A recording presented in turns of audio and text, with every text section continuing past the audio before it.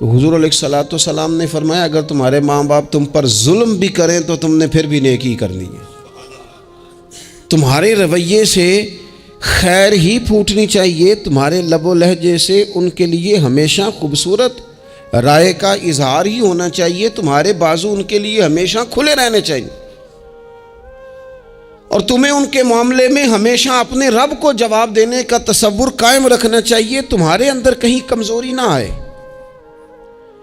میں بڑی دیر سے اپنے دوستوں کی توجہ اس بات کی طرف مبذول کرا رہا ہوں کہ انسان کے ساتھ ہی ساری چیزیں رہتی ہیں، بیماریاں بھی، پریشانیاں بھی، کاروبار کا اتار چڑھاؤ بھی، انسان کے ساتھ دوستوں کی کبھی وفاداری، کبھی بے وفائی، کبھی بچوں کے مسائل، کبھی دیگر رشتہ داروں کے مسائل۔ اسے حکم یہ دیا گیا ہے، اسے سمجھایا یہ گیا ہے کہ وہ کسی ایک چیز میں الجھ کر باقی چیزوں کو بھولنا نہ شروع کر دے، کسی ایک پریشانی، ایک آزمائش کی وجہ سے اپنی زندگی کے سارے معاملات کو داؤ پہ لگانا نہ شروع کر دے، بلکہ وہ اپنے دل کو، اپنے سینے کو، اپنی طبیعت کو کشادہ رکھے۔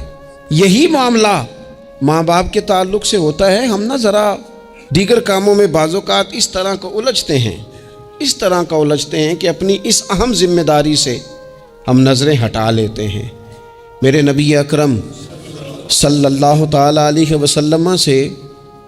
ایک شخص نے یہ عرض کیا تھا کہ یا رسول اللہ صلی اللہ تعالی علیہ وسلم،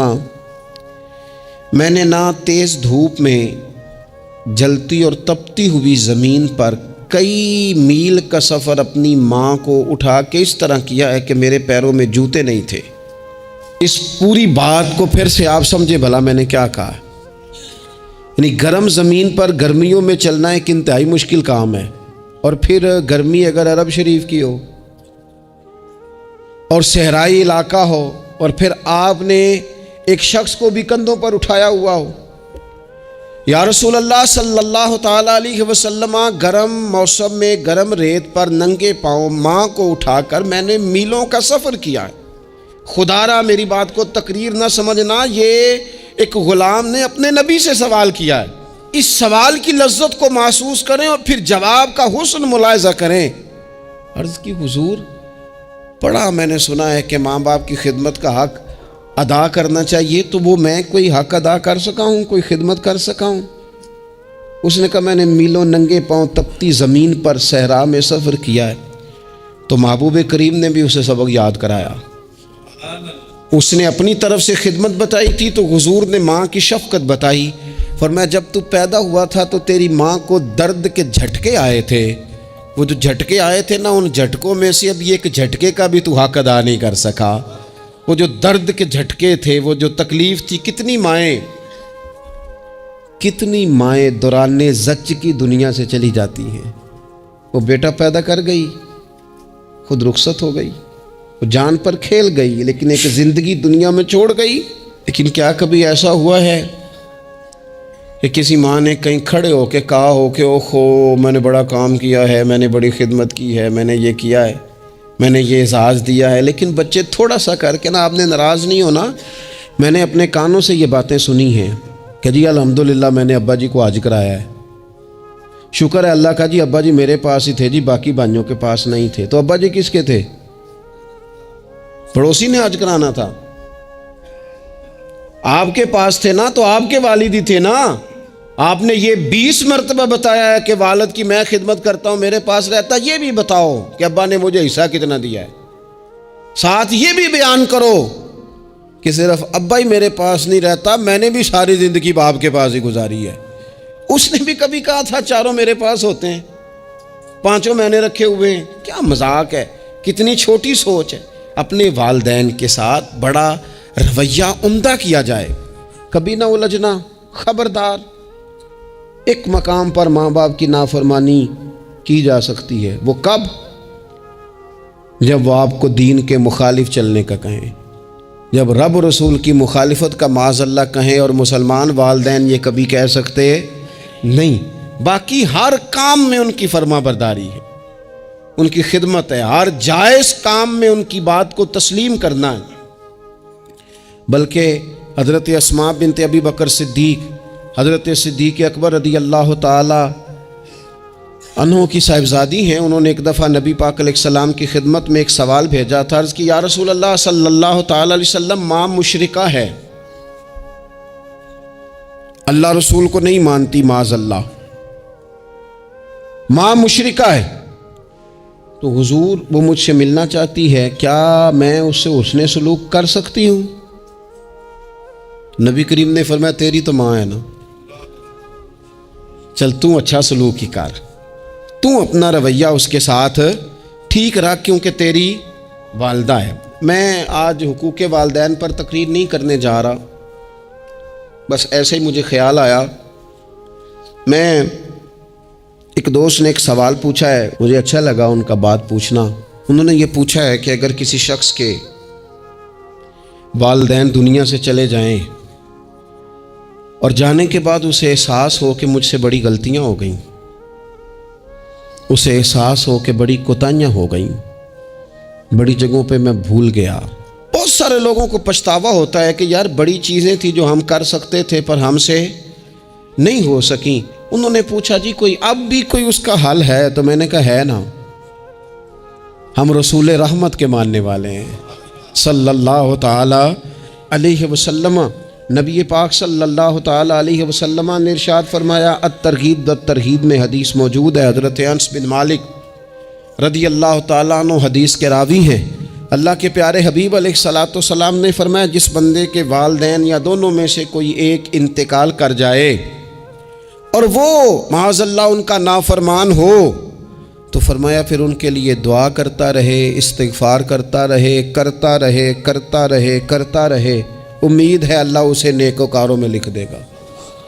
وہ فرما برداروں میں آ جائے گا۔ شرط یہ ہے کہ وہ ان کے لیے استغفار کرے، دعائے مغفرت کرے، اب ان کے لیے وہ اب ہی شروع کر دے ان کو یاد کرنا، اب ہی اس مقام پر آ جائے، اب ہی کچھ سوچ لے، تو اللہ تعالیٰ کی بارگاہ سے کرم کی امید ہے کہ اللہ اس نے جو زندگی میں اس سے غلطیاں ہو گئی، رب اس کی ان غلطیوں کو معاف کر دے گا۔ روز استغفار کرے۔ ایک دوست نے مجھ سے ایک دفعہ پوچھا تھا کہ حضرت صاحب والدین چلے گئے ہیں، ان کے لیے کیا کروں؟ تو بڑی بڑی چیزیں بھی کی جا سکتی ہیں، لیکن میں نے اپنے اس محبت والے دوست کو یہ محبت والا مشورہ دیا تھا کہ میں چونکہ آپ کو جانتا ہوں آپ نماز میں کوتاہی کرتے ہیں، آپ نہ نماز پڑھنی شروع کر دیں۔ وہ کہنے لگے جی وہ تو میں پڑھوں گا، والدین کے لیے کیا کروں؟ میں نے کہا نماز پڑھیں، ہر نماز کی آخری رکعت میں کہو گے نا ربنا اغفر لی ولی کہو گے نا ہر نماز میں، تو کتنا بڑا اجر ملے گا آپ کے والدین کو۔ اور پھر وہ سارا اسلوب کہ پہلے آپ نے قیام کیا، پھر آپ نے رکوع کیا، پھر آپ نے سجدہ کیا، پھر آپ اتحیات میں بیٹھے، پہلے آپ نے اللہ کی بارگاہ کے اندر اس کی عبادت کرنے کا دھم بھرا، پھر اس کی وحدانیت کی شہادت دی، پھر اس کے محبوب پر درود پڑھا، اتنے سارے کام کر کے اب آپ نے آخر میں کہا ربنا اغفر لی والدیّ، یا اللہ مجھے بخش دے اور میرے والدین کو بخش دے۔ تو بتائیے اللہ کتنا کرم فرمائے گا۔ تو اپنے والدین کے لیے ان کے جانے کے بعد بہت ساری چیزیں ہیں، کفن دفن کا بندوبست کیا جائے، جنازے کا اہتمام کیا جائے، لیکن کچھ چیزوں کو نبی پاک علیہ الصلوۃ والسلام نے ذرا توجہ سے ہمیں سمجھایا ہے اور ہماری بار بار توجہ دلائی ہے۔ ایک شخص نے عرض کیا تھا یا رسول اللہ صلی اللہ تعالی علیہ وآلہ وسلم کہ میرے والدین دنیا سے چلے گئے ہیں، تو کیا اب بھی میں ان کے ساتھ کوئی بھلائی کر سکتا ہوں؟ اچھا پہلے میں آپ سے ایک بات عرض کروں، ہمیں موقع ملتا ہے ختمات شریف پہ جانے کا، ایصال ثواب کی مجالس میں حاضری کا، اور پھر اللہ تعالیٰ یہ بھی موقع دیتا ہے کہ بعض اوقات مسلمانوں کے لیے دعا کرتے ہیں، اور ہمارے ذمے لگا دیا جاتا ہے کہ جناب اتنا ایصال ثواب کرنے کے لیے اہتمام کیا گیا ہے تو یہ آپ کر دیں۔ تو ہم پتہ کیا کرتے ہیں، ہم کہتے ہیں کہ جناب جانے والے کا نام بتاؤ، نام بتاتے ہیں تو ہم فلاں بن فلاں کہہ کے جو نام بتایا جاتا ہے ان کے لیے دعا کر دیتے ہیں، لیکن جب والدین کے لیے دعا کرتے ہیں پھر نام تو نہیں نہ لیتے، پھر کیا کہتے ہیں یا اللہ میرے والد کو بخش دے، میری والدہ کی مغفرت۔ اس کا مطلب ہے وہ دنیا سے چلے گئے، آج بھی ماں باپ ہیں، وہ رخصت ہوئے، انہوں نے پردہ کیا، ان کی روح کا رشتہ ٹوٹا ہے، پر تیرا رشتہ ان کے ساتھ آج بھی قائم ہے، تیرا تعلق ان سے ٹوٹ سکتا وہ تیرا تعلق، میں نے ایک دفعہ پہلے بھی کہا تھا، میرا بیٹا شاید قد میں مجھ سے تھوڑا اونچا ہو گیا ہو، اور اللہ تعالیٰ نے مجھے بڑے محبت والے سنگی دیے، میں نے اپنی حیثیت اہمیت سے بڑھ کر دنیا میں محبت پائی، لیکن میں نے اپنی زندگی میں سب سے زیادہ اپنے والد کی کمی محسوس کی، بڑی محسوس کی۔ ابھی بھی کبھی کبھی سوچتا ہوں کہ کچھ باتیں صرف ان سے ہو سکتی ہیں، کسی اور سے نہیں ہو سکتی۔ کبھی کبھی محسوس ہوتا ہے کہ ان کے دامن کے اندر ٹھنڈ کے موقع پر نگ ملتا تھا اور گرمی کے موقع پر ٹھنڈی ہوا آتی تھی۔ یہ خاص انہی لوگوں کا وطیرہ، یہ انہی کا خاصہ ہے۔ پتہ نہیں اللہ نے کس طرح ان لوگوں کو بنایا ہے اور کس طرح کا یہ رشتہ بنایا۔ تو نبی اکرم صلی اللہ تعالیٰ علیہ وسلم کی خدمت عالی مرتبت میں عرض کیا، صحابی نے، سنن ابو داؤد شریف میں حدیث ہے، عرض کی یا رسول اللہ صلی اللہ تعالیٰ علیہ وسلم، میرے والدین چلے گئے تو کیا میں ان کے جانے کے بعد بھی ان کے لیے کچھ کر سکتا ہوں؟ تو نبی پاک نے 5 باتیں ارشاد فرمائیں۔ فرمایا ہاں، ایک تو ان کے لیے دعا مانگا کر، دوسرا اللہ کے محبوب نے فرمایا ان کے لیے استغفار کیا کر، تیسرا رسول کریم علیہ السلام نے فرمایا اگر انہوں نے کسی سے کوئی وعدہ کیا تھا تو اسے پورا کر دے، اگر تجھ سے ہو سکے، اور رسول کریم علیہ السلام نے فرمایا اگر ہو سکے تو ان کی طرف سے صلہ رحمی بھی کر، یعنی ان کے رشتہ داروں سے اچھا سلوک کر، اپنے چچاؤں کے ساتھ تو نیکی کر، اور اگر تیری والدہ کی طرف سے تو نیکی کرنا چاہے تو اپنے ماموں کے ساتھ، خالاؤں کے ساتھ تو اچھا سلوک کر، اور پھر 5ویں نمبر پر محبوب نے فرمایا اپنے والد کے دوستوں کی تعظیم کر، ان کے لیے تیرے دل میں اچھے جذبات ہوں، تو اکرام کر دوستوں کا۔ اور والد کے دوستوں کے اکرام کا تو اتنا بڑا درجہ ہے کہ حضرت ابو بردہ رضی اللہ تعالیٰ عنہ تشریف لائے مدینہ طیبہ میں۔ حضرت ابو بردہ مدینہ طیبہ میں تشریف لائے تو حضرت عبداللہ ابن عمر رضی اللہ تعالیٰ عنہ ان سے ملنے پہنچ گئے فٹافٹی۔ مصروف آدمی تھے حضرت عبداللہ ابن عمر، بہت بڑے مفتی تھے، لوگ ہر وقت مسائل پوچھتے تھے، حج کے سب سے زیادہ مسائل انہی کو آتے تھے، اور صحابہ میں ایک بہت بڑا مقام رکھتے تھے۔ حضرت عبداللہ ابن عمر فوراً حضرت ابو بردہ رضی اللہ تعالیٰ عنہ سے ملاقات کے لیے پہنچے، اور پہنچتے ہی فرمانے لگے آپ کو پتہ ہے میں آپ سے کیوں ملنے آیا ہوں؟ حضرت ابو بردہ کہنے لگے میں تو خود بڑا حیران ہوں کہ آپ ایک مصروف آدمی اور آپ ٹائم نکال کر کے میرے پاس تشریف لائے۔ فرمانے لگے اس لیے آیا ہوں کہ میرے والد آپ کے والد کے دوست تھے، حضرت فاروق اعظم کے دوست تھے آپ کے والد، اور یہ صحیح ابن حبان میں یہ لفظ موجود ہیں۔ حضرت سیدنا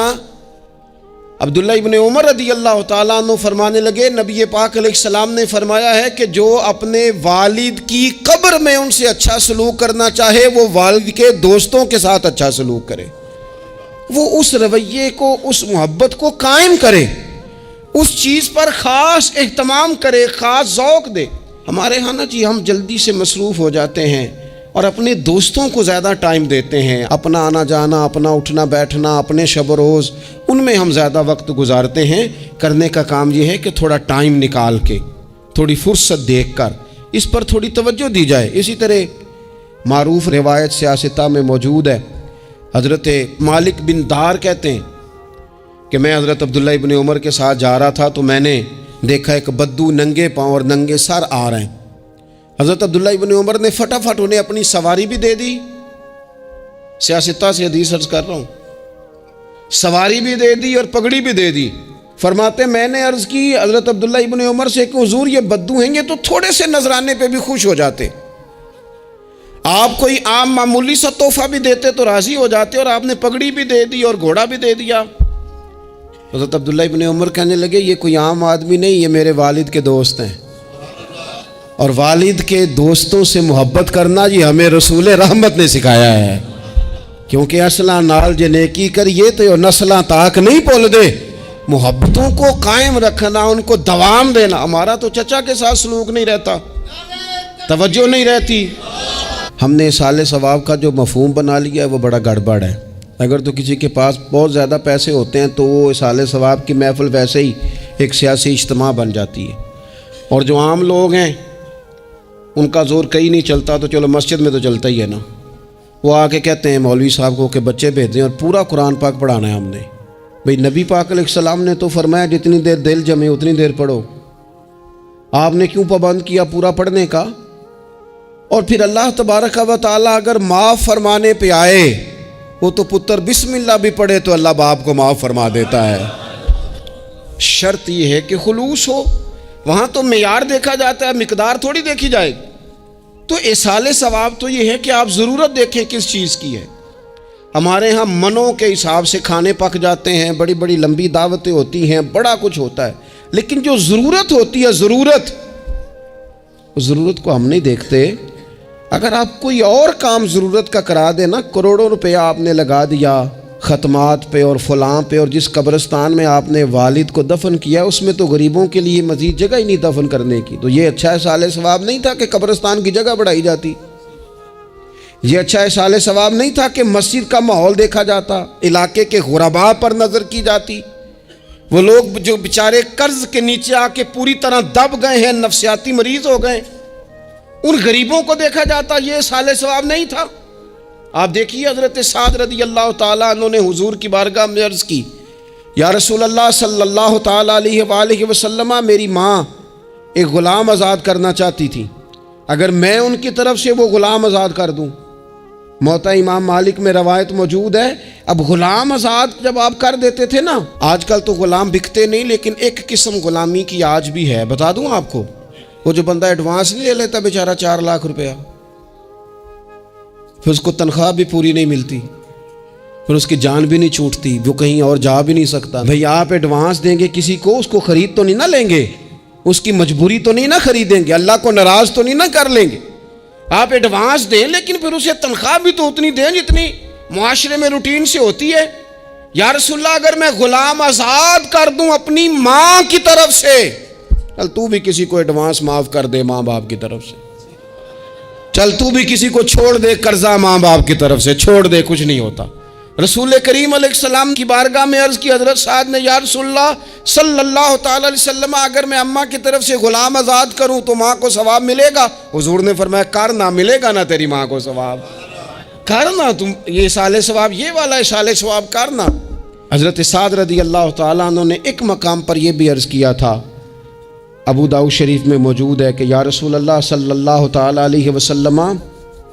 میری ماں کا انتقال ہو گیا، ان کی طرف سے کچھ کرنا چاہتا ہوں، کیا کروں؟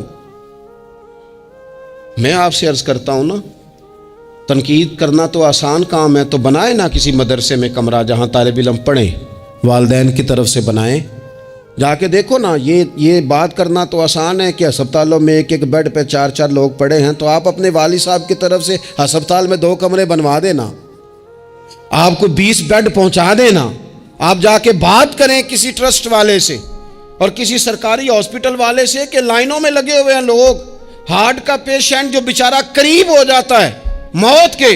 اور اس کا ٹیسٹ ہی نہیں ہو پاتا، مشینیں نہیں چلتی، تو آگے بڑھے نا۔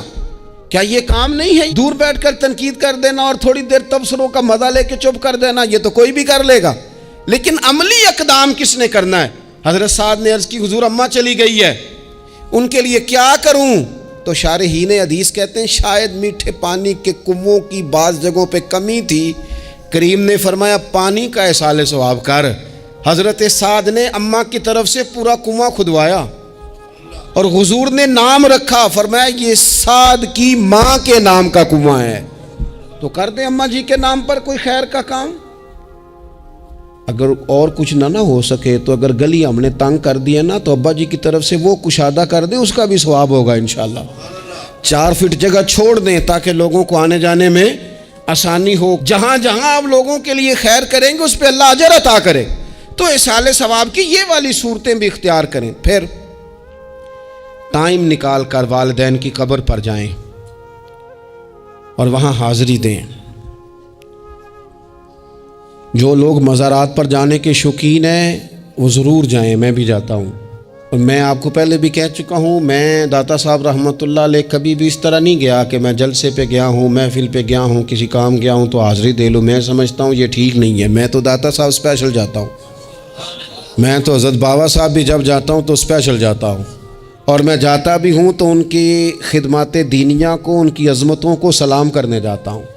میں تو فیوزات روحانیہ کے لیے جاتا ہوں، ایز اے خاص جاتا ہوں، حاضری دیتا ہوں، یہ بڑا کمال بات ہے، لیکن آپ کو ایک بات عرض کروں، یہ اللہ والوں کے مزارات ہیں، ان پر ضرور جانا چاہیے، لیکن ایک بات یاد رکھنا، ہر بیٹے کے لیے اس کے باپ کی قبر مزار ہے، ہر بیٹے کے لیے اس کی ماں کی قبر مزار ہے، اس پر بھی حاضری دو، حاضری کا مزاج بناؤ، یہاں جا کر کے نا حاضری دے کے آؤ۔ میں قبرستان سے نکل رہا تھا تو ایک دوست نے مجھے کہا کہاں ہیں؟ میں نے کہا میں اپنے والد صاحب کی قبر پہ حاضری دے کے آ رہا ہوں۔ کہنے لگے ان کا مزار کہاں ہے؟ میں نے کہا وہ آپ کے لیے تو کوئی روایتی مزار نہیں ہے، وہ میرے لیے مزار ہے، کیونکہ میرے والد ہیں نا، وہ راضی ہوں گے تو رب راضی ہوگا۔ والدہ کے لیے نبی پاک نے فرمایا اس کے پیروں کے نیچے جنت ہے، تو جس کے پیروں کے نیچے تیری جنت ہے، بتاؤ اس کی قبر تیرے لیے مزار نہیں؟ اس کی قبر تیرے لیے باعث فیوز و برکات نہیں؟ تو نبی پاک صلی اللہ علیہ وسلم نے فرمایا ایک روایت میں، جو ہر جمعے والے دن اپنے والدین کی قبر پہ جائے گا، اللہ تبارک و تعالی جانے والے کی بھی بخشش فرما دے گا۔ تھوڑا سا نا مخصوص سا ٹائم نکالیں، کچھ تھوڑا سا ارادہ کریں، حاضری کا پروگرام بنائیں۔ ایک بات اور عرض کرنی ہے یہاں، اس کو میں بڑا ضروری سمجھتا ہوں آخر میں آپ کی خدمت میں عرض کرنا۔ ایک بات اچھی طرح سے طے کر لینا، کچھ چیزیں ایسی ہوتی ہیں جو ادھار ہوتی ہیں، کچھ ایسی ہوتی ہیں جو نقد ہوتی ہیں، بالکل نقد، ان میں ادھار نہیں ہوتا۔ وہ کہتے ہیں نا جی ہم ادھار کا کاروبار نہیں کرتے، ہمارا سارا کاروبار کیش کا ہے، ہم بالکل ایک ہاتھ دے دوسرے ہاتھ لے، ہمارا یہ سلسلہ ہے، ہم بالکل جو ہے نا کسی قسم کا کریڈٹ پہ نہیں چلتے۔ میں آپ سے عرض کروں، نبی پاک علیہ السلام نے فرمایا کسی جرم کی سزا اللہ تعالیٰ دنیا میں نہیں دیتا اتنی جلدی، بہت ساری سزائیں رب نے روک دی ہیں، قیامت کو دی جائیں گی، اللہ تعالیٰ سب سزاؤں سے ہمیں محفوظ فرمائے، لیکن فرمایا والدین کی نافرمانی ایسا جرم ہے جس کی دنیا میں بھی سزا ملتی ہے، دنیا میں یہ طے ہے۔ حضور علیہ الصلوۃ والسلام نے کبھی کسی شخص کے لیے دعائے ضرر نہیں کی، حضور نے تو کبھی یہ بھی نہیں کہا، جو پتھر مار رہے تھے کہ یہ تباہ ہو جائیں، برباد ہو جائیں، ان کی ناک خاک آلود ہو جائے، لیکن سیڑھیاں چڑھتے ہوئے جو مشہور حدیث ہے، محبوب نے آمین کہا، اور پھر حضرت جبریل نے جب 3 لوگ بتائے تو ان میں ایک بندہ وہ تھا، حضرت جبریل امین عرض کرنے لگے یا رسول اللہ صلی اللہ تعالیٰ علیہ وسلم، جس نے اپنے ماں باپ دونوں یا کسی ایک کو بڑھاپے میں پایا اور پھر ان کی خدمت کر کے جنت حاصل نہ کر سکا، اس کی ناک خاک آلود ہو جائے، تو حضور فرماتے میں نے بھی کہا آمین، ہو جائے، اسے ہو ہی جانا چاہیے، یہ شخص اس طرح کا ہے کہ اسے خاک آلود ہو ہی جانا چاہیے۔ کبھی بھی زندگی میں اپنے والدین، کیا ہمیں دعا سکھائی قرآن پاک نے، کہا وَقُلْ رَبِّ ارْحَمْهُمَا كَمَا رَبَّيَانِي صَغِيرًا، آپ کہیے، آپ یہ دعا کیجئے کہ اے میرے پروردگار ان دونوں پر رحم فرما جنہوں نے بچپن میں مجھے پالا، ان دونوں پر رحم فرما۔ اپنے والدین کے لیے اپنے تھوڑے سے دل کو بڑا کریں، کچھ چیزیں اپنی زندگی میں طے کریں، کچھ معاملات اپنی زندگی میں۔ ہمارے ایک استاد تھے گوجرانوالہ میں، نام لیتا ہوں، حضرت مفتی عبداللطیف صاحب رحمۃ اللہ علیہ، یہ حضرت محدث اعظم کے شاگرد ہیں، اور اعلیٰ حضرت کے بڑے صاحبزادے حضرت حجت الاسلام مولانا حامد رضا خان صاحب رحمۃ اللہ علیہ کے یہ شاید واحد مرید تھے ہمارے شہر میں، مفتی عبداللطیف صاحب قادری حامدی۔ گوجرانوالہ میں شاید کوئی شخص ہو جس نے گوجرانوالہ میں پڑھا ہو تو وہ حضرت کا شاگرد یا شاگرد کا شاگرد، یہ ان کی زندگی تھی۔ ان کی والدہ کی بڑی لمبی عمر ہوئی تو ان کے بعض کلاس فیلو نا استاد صاحب کہتے ہیں مجھے مذاق کرتے ہیں، وہ کہتے ہیں رات کو محفل پہ آنا ہے، تو استاد جی کہتے ہیں میں امی سے پوچھ کے بتاؤں گا، تو کہتے ہیں آپ کیا بات کرتے ہیں، اتنی آپ کی عمر ہو گئی، بچے آپ کے بڑے ہیں، پوتے آپ کے، پوتیاں نوازے، اور ابھی بھی امی سے۔ فرماتے اماں بوڑھی ہیں، ضعیفہ ہیں، میں نہیں نہ ہوتا تو پریشان ہو جاتی ہیں، دیر سے آتا ہوں تو سو نہیں پاتی، امی سے پوچھ کر بتاؤں گا۔ او دوستو،